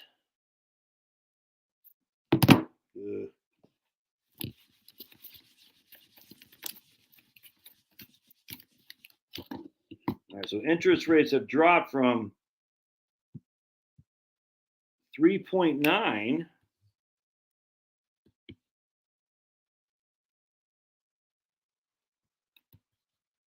was it 3.98, 3.9 to 3.6. So far this year, that fund is up 10% as interest rates have dropped from 3.9 to 3.6. So that would be that's perfect. I mean, that's literally about a third. Yeah. Wow, man, isn't that interesting? That's a third of one duration. So what that means is interest rates have gone up by basically have dropped by 1/3 of 1%, give or take, and the portfolio has reflected a 10% increase because of that drop. Now That's interesting.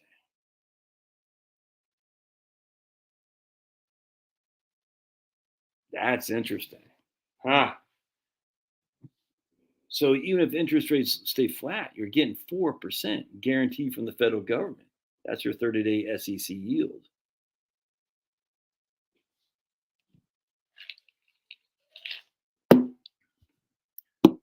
Interest rates go up, yeah, you're screwed. Interest rates go down, you're friggin' loving life. Will interest rates go down that much more? I don't know. I don't know.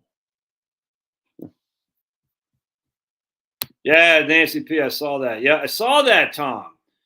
Nancy Pelosi sold 3.8 million in Google 4 weeks before the government announced its lawsuit against Google. Thoughts on the used car market correcting? If I can't wait for. I for one can't. I think there aren't there deals now. That's what I heard. I don't know. I thought there's the deals were out there now. EDV was at those prices. Okay, at what prices?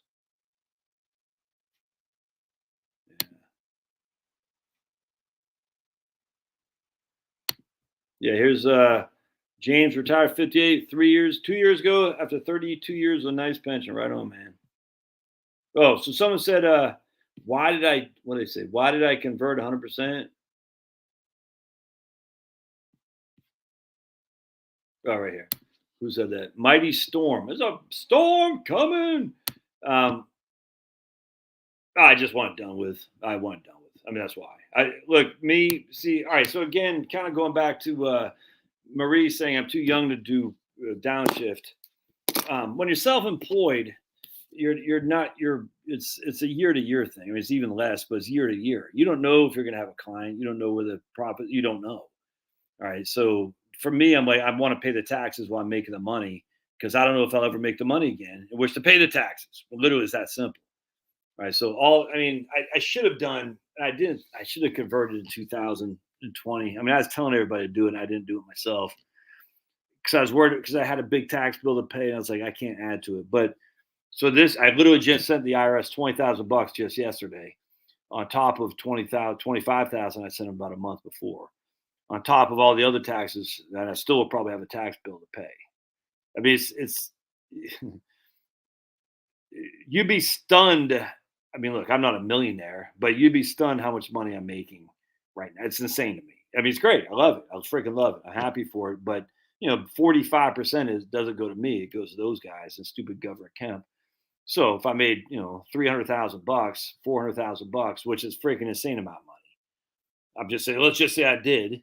I'm only keeping 225 or 250, which is an insane amount of money, and that's going to pay off this mortgage. All right, I'm not netting that much. Just FYI, just using that for an example. But with that said, when you're self-employed, you got to pay both sides of the FICA. You got to pay ordinary income tax on your income. You got to pay state government in the Georgia. So when you factor all these things, it's you got a lot of taxes due. Well, thankfully, thanks to you guys, I have the money in which to pay these taxes. And I'm going to bite the bullet while I got the money coming in. So for me, it was like one of two things. What I was doing before, I'm going to go in the other room. I'm going to get some water.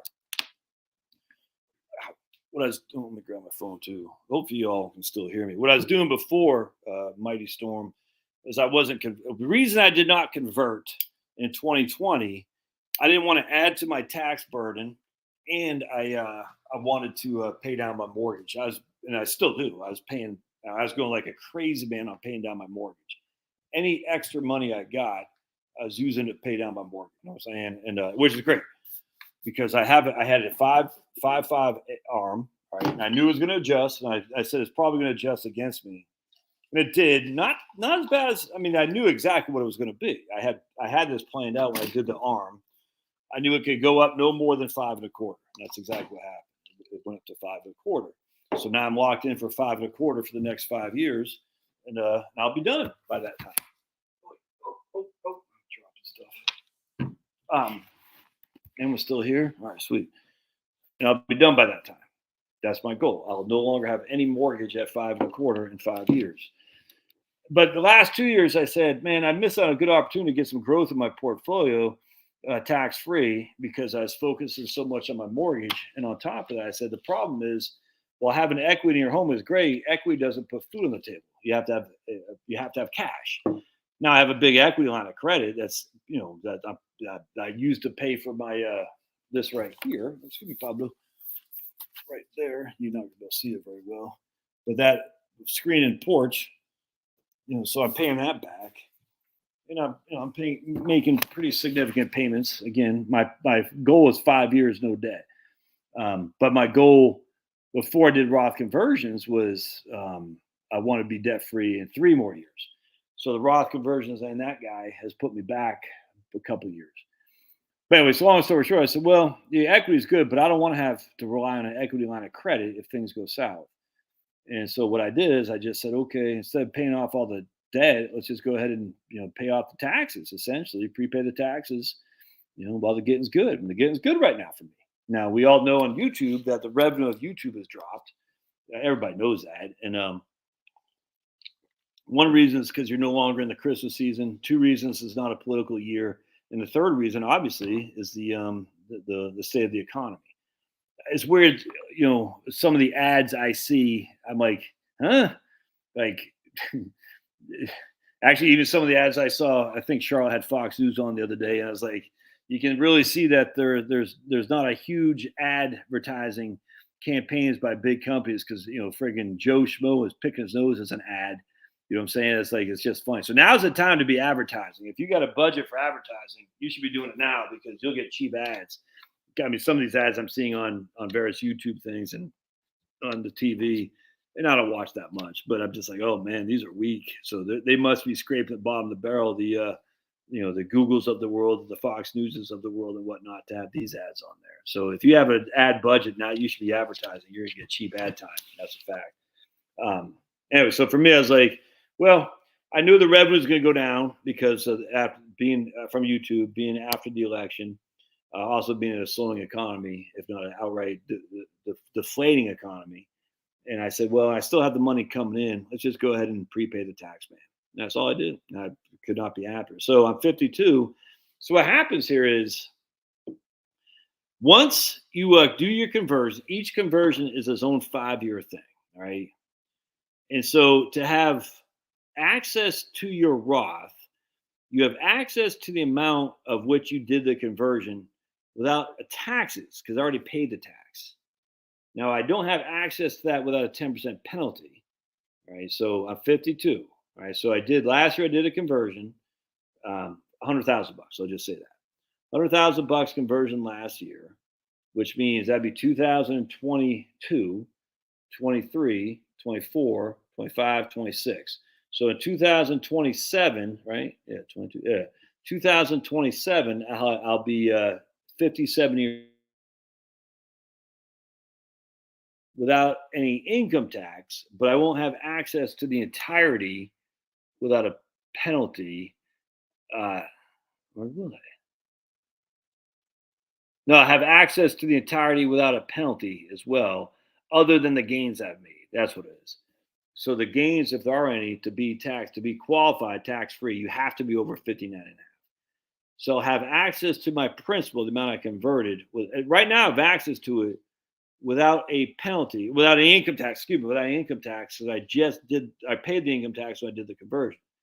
I don't have access to it without any penalty until 5 years are up. All right.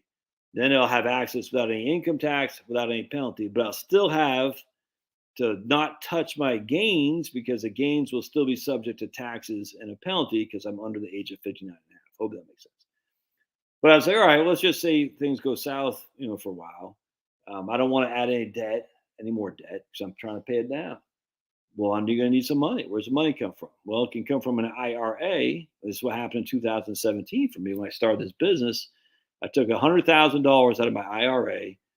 The net proceeds it cost me $30,000 in taxes and penalties. So my gross distribution is $130,000. I only got $100,000 of that. You know what I'm saying? Because $30,000 went to taxes and penalties. And I don't want to have to do that again. That's a learning experience for me. It says when times are tight, you need money from your retirement accounts. Oh, well, you're not in the high tax bracket.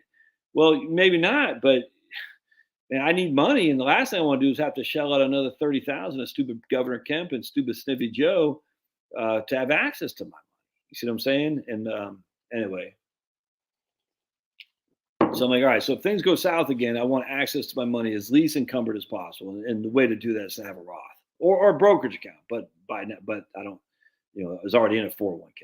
Yeah, I hope that makes sense. My man here's Renee, 55, 100% stocks and IRA. Now 61 will delay Social Security. Oh yeah, 1%. Increase. Yeah, absolutely.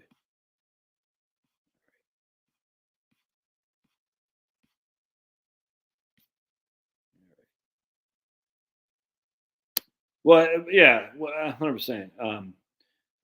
We won't have enough to really be in the widow's tax trap, Marie. I mean, literally, once we're going to be poor on paper. That's all there is to it. And I don't have $1 million portfolio. Far from it, guys. Far from. I don't want you guys thinking I'm freaking. There's some rich guy. What's that guy's name with a hat? Jeremy or Grand Steven, whatever those guys are. And I got no qualms with them. That ain't me. I'll tell you that right now. Far from that. But the point being is, that's why. Well, maybe I'm overconfident in Social Security. Okay, guilty as charged. But I mean, I'm making more money in these last couple of years than anyone in my family has ever even would have thought about making. You know what I'm saying? It's nuts, and it's crazy. And I paid a lot of taxes for that. But that kind of money. Oh, hold on a second. This guy wants to go outside now. That's fleeting. Yeah, I don't want to get accustomed to that. That's why I've been focused so much on paying down my tax my tax bill, and or my mortgage, because when those times go south, 7 years of famine or feast with 7 years of famine, I want as least outflows needed as possible. Because I remember 2008. I'm sure many of y'all do too, or else you wouldn't be watching my show, or by whatever this. But 2008 freaking sucked, dude. I cannot revisit this enough for people. If you were relying on the markets to give you the buffer, the markets were down 57%, and you had to pay tax on the distributions, man. I'm not talking to anyone here. I'm just saying, not only you were down 57 cents on the dollar, you still owe taxes. Do people not see this? There's no equity in your home, none. And you probably lost your job. You can get with a HARP or whatever those things are called. The whole thing was corrupt from day one. We know this. These banks are corrupt as the day is long. Horrible institutions. They're not here to help you. We remember Wells Fargo, they were opening credit cards against, the whole thing is insane. I mean, when I worked at a bank, I get dinged from my boss for waiving NSF fees because the NSF, non-sufficient funds, was one of the highest profit margins on the P&L sheet. You're like, what? He gave you like 3 a month you could waive. I was like, what? You're talking, we have long-term customers. They make a mistake. Oh, you already had your 3, you can't waive it. It's like, this is freaking insane. Everybody knows NSF charges, fees are huge profit margins for banks. Oh, but they care about you. No, they don't. I mean, look, man, I had 4 young children. Maybe I might be like a person from the Great Depression. I get it. We moved to San Antonio because my job was dead to rights. I made $32,000 in 2007. Yeah. And it wasn't going to get any better. With 4 kiddos, a mortgage, car loan. I don't think I had student loans by that point. I think I just paid Chloe's hospital bills off. Dude, we were going on a wick. We hadn't. We were about to. Think about it. Anyway, long story short, so I took a job at USA in Texas. And I've been a member of USA since the day I was born. But anyway, the point being was that was great. But we get down to Texas. We bought a house. We got friggin' starry eyes on the cheap properties down there. It's like, whoa, and the house was worth more than, we just paid too much, man. No other way around. It's still a good house. I'm glad we bought it, but we bought too high. There's no two ways around that.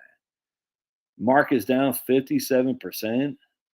I go to work and I'm like, dude, I don't know what the hell I'm doing. You know what I'm saying? I'm like, I'm not sure I'm going to last. My boss, he's like, "Oh no, you took too long with that lady." I said, "Dude, I just moved $800,000 over here because we had a good rapport. Because actually, I knew someone from Shenandoah Valley that she knew." He goes, "Oh, you're only supposed to be on the call for 15 minutes. I got to ding you." He gave me a BE, which I thought was beyond expectations. Like, sweet, my first grade, I'm getting a BE. He goes, "No, it's below expectations. That's the worst rating." I'll never forget. I was like stunned because my boss was a freaking ass clown. I said, "I cannot believe I just moved $800,000 from actually I think it was Wells Fargo to USA, and I'm getting dinged from my boss who used to be a broker at H&R Block." I could not believe that. I said, "This is insanity, insanity." And I said, I told my member sitting there, called my wife, said, "I think we made a mistake coming down here." That was, dude, that was tough, tough pill to swallow. She's like, "Well, nothing we anyway." A couple days later, I get a call from my wife. Freaking, uh, she can't start the. We had an old uh, Dodge Caravan, those minivans, Dodge Caravan, an older one. Can't. She's in the South San Antonio Mall, and turns out South San Antonio is not where you want to break down. Can't start the car. I'm like, oh man, what the hell's happening? Thankfully, it was just a battery. Just needed to jump. Thank goodness. But this is the middle of summer. 4 kids can't start the car in the heat of South San Antonio. Two of those kids were like babies. You know what I'm saying? Drive down there, just need to jump. It's like, thank the good Lord. Anyway, a couple months later, the air conditioner in my car goes out.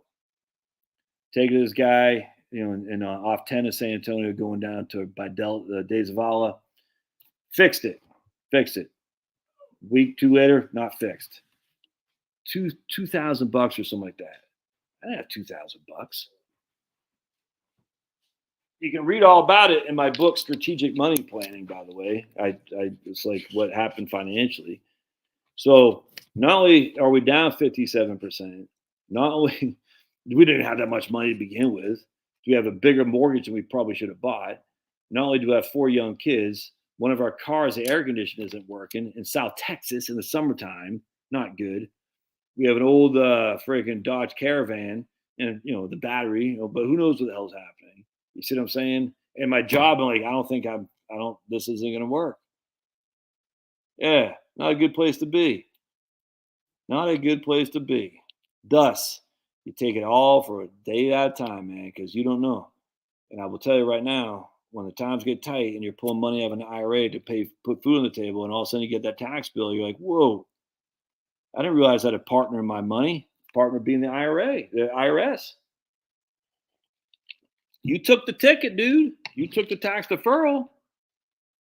Yeah, you got a partner. Forever will be until you pay the partner. You got to give to Caesar what Caesar. Oh, I could have sworn that's like, I don't know, something for the Bible, I think. You know what I'm saying? So I'm just like, nah, dude. I want those guys as far removed from me in case I have to go through another 2007. Now, financially, we're much better off. We got a hell of a lot more equity here. We got more in my retirement portfolio. You know what I'm saying? Soon my kids will be out of the house completely.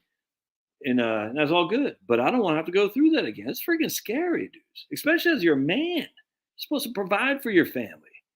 You're not supposed to be cucked like, oh, anything for a job. Oh, well, that freaking Zelensky kiss me if just for a job, anything for I don't know. I don't want to do that again. So the point being is for me, I want all that stuff gone. And I'm moving towards that. Not nearly at the speed I was hoping to, but slowly but surely, slow but steady wins the race. But part 2 of this is not only do I want that, I don't want to think about the markets going down 57% either. I don't want that. And and I was telling this guy yesterday, I said, dude, you're down 20%. That's a drop the bucket for a typical bear market. That's no big deal. And I said, let's look at where we were 10 years ago. You're way up from where we were 10 years ago. Let's not look at gift horse in the mouth, man. You know what I'm saying? Take the gains. Take the gains.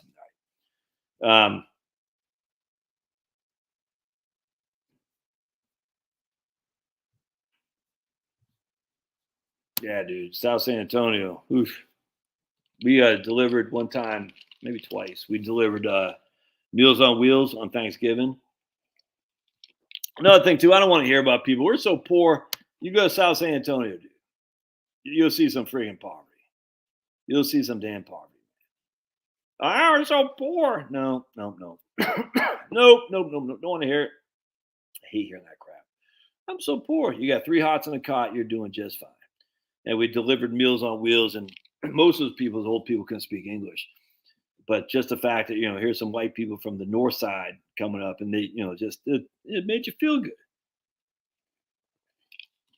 A good experience for my daughters because they've been raised affluent, relatively affluent, in stable condition, which is what you want. You don't want to give your kids street smarts. You want to tell them to avoid, the bad behavior, avoid bad places, but you don't want to say, I'm gonna have to teach you street smarts. No, you just tell them, come on. We don't want that. But you also want, and you don't want to expose them to idiots, but you want to expose them to real people having real issues. That way they can say, be grateful for what they have. Because those real people having real issues, they might have brought them themselves, they might not have. We will never know. I'll never get that. That was a good experience for me too, to revisit. Like, oh, you're so no. Oh, dude, micromanagers everywhere, Carl. Never will work for post wall women. Post wall women. I don't know what that is. All right, we get ready to get out of here, man. Yeah, thanks. Good boy. All right, I think somebody wants to go outside. So, I'm surprised how many people complain about the financial statutes. I never stepped foot in South Texas. That's real poverty. Living off Social Security. Exactly. Living off Social Security, travel to Mexico for groceries to afford. Whoa. Wow. Where are you off to? Want to say hello? Come on. All right. Jeez. There's actually no one there. I pretend like I have a wife. She's not there. People that don't leave the U.S. don't see how poor. Yeah, that's what happened when I was in the Army, man. I'll never forget.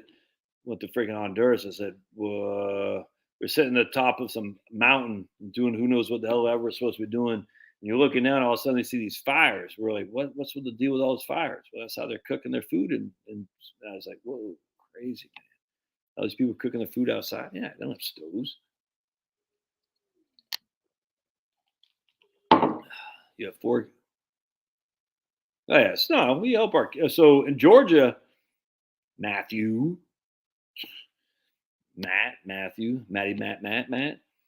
We have something called Zell Miller, and the Zell Millers, they pay for tuition. You still got to pay for room and board. But like Maddie got 4-year ride at Georgia Tech, so we paid. I think we each took about 20,000. She took 10. We did 10, something like that, babe. Oh, is it for Maddie? Oh yeah. So for Maddie, yeah, that's right. So it was 10,000 a year, and we paid 5, and she paid 5, something like that, right, babe? Like half and half. And Chloe's even less because she goes to Athens, UGA, and she's not in Midtown Atlanta, so her room and board are cheaper. In fact, I think we just did something on that, like $5,000, something like that. We'll pay half, and she'll pay half. So Chloe, they're crushing, they're kicking, and you got to keep up your GPA, and they're both doing well. And Maddie's now in a grad school at Georgia Tech, and will soon be graduating. Probably into a tough market for a computer science major, but she's smart. She's smart as a whip, and she has a good personality. And she's not what you would. She's a white lady in America with a computer science degree at Georgia Tech. Those are few and far between who can speak to people. You know what I'm saying? Not watching Dungeons and Dragons all day long. So she'll have her choice of what to do, because there's not that many. I actually talked to these 2 ladies who are black, who are in computer science from, I think, Georgia Tech. They're my age, probably even well older than me.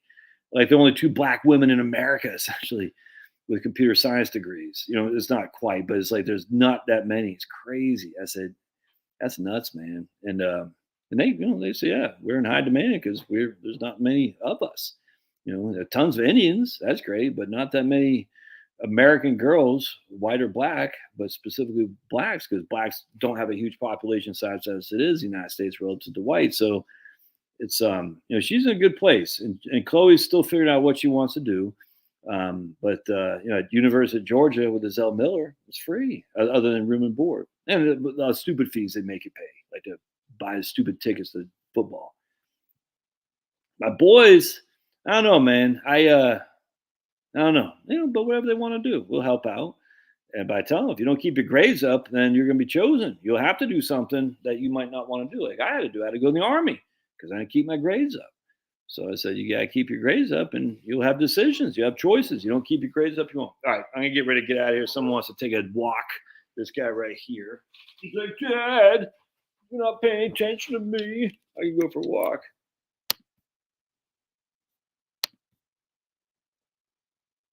I saw that, Carl. Yeah, that guy crushed, man. Hey, it's my man Sergio, raised in North Mexico. Hey, 100, dude. See, that's what I'm saying, Sergio. That's exactly right. All these people. Hey, wait. Where you live, sir? You don't live in Bernie, do you? You're not from Tampico, are you? Anyway, because you have that right there. I wonder if you're an engineer. We knew a guy. I could have sworn I can't remember his name, but he moved up from Tampico and lived in our neighborhood, and he is an engineer. I can't remember. I could have sworn his. Hey, babe. Remember that the people from Tampico? What's the husband's name? Remember? Angel? It wasn't Sergio, was it? No, yeah, sorry. Anyway, yeah, I don't think Carla. Yeah. Are you married to Carla, Sergio?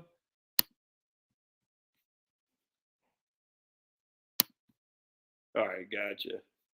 Oh no, not same guy.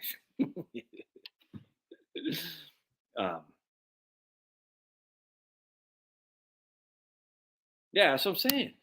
There's never been a retirement until these last, 2 generations. All these people are like, I can't retire. It used to be so easy. There wasn't any. There was no retirement for previous generations. I don't get why people don't get this. It used to be so much better. When? When Grandpa would work the fields till he's 90 years old, then he'd die on a tractor. Well, it wasn't a tractor, on his horse. This is crazy. The entitlement stuff's like, I'm like, dude, when was there freaking retirement? It wasn't there. Crazy.